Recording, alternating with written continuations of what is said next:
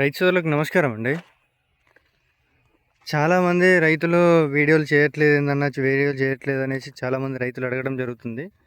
Actually నా phone camera ప్రతిదీ పోయి ఉండే అండి. అంటే చిన్న యాక్సిడెంట్లో ఖరాబ్ అయిపోయి ఉండే, పలిగిపోయి ఉండే.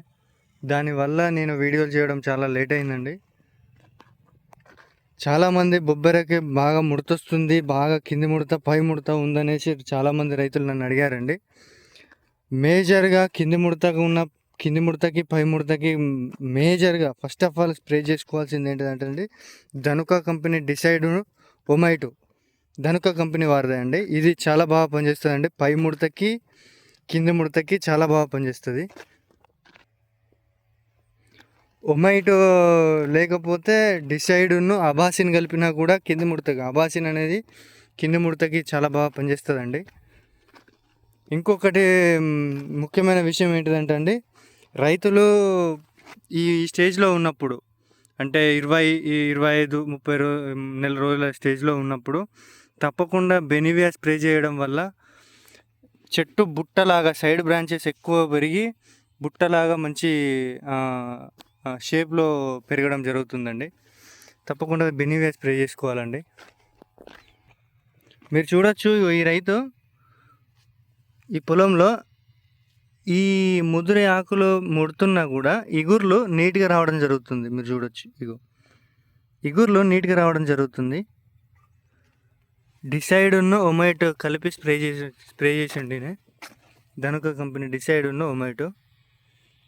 లైట్గా ముడత లైట్గానే ఉంది, ఈ మొక్క లెక్క బాగా గజ్జి ముడత ఏం లేదు అని మీరు అనుకుంటే పెగాసిస్ తోటైనా కంట్రోల్ అవుతుందండి.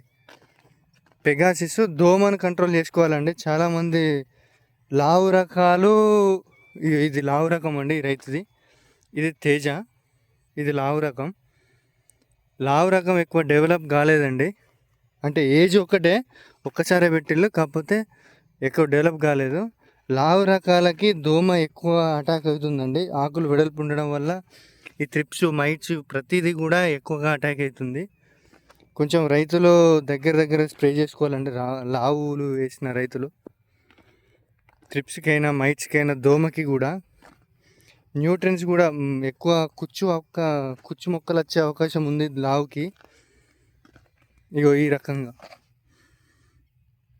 ఈ రకంగా బొబ్బర వైరస్ ఇట్లా ఈ వైరస్ సోకే అవకాశం ఉంది. కాబట్టి మీరు లావు మొక్కల మీద కొంచెం దగ్గర స్ప్రే చేసుకోవాలండి. ఎప్పుడు కొట్టినా తెల్లదోమకి తప్పకుండా స్ప్రే చేసుకోవాలండి. ఈ మొక్కలు 1-2 ఉంటే తీసేయడమే చాలా బెటర్ అండి.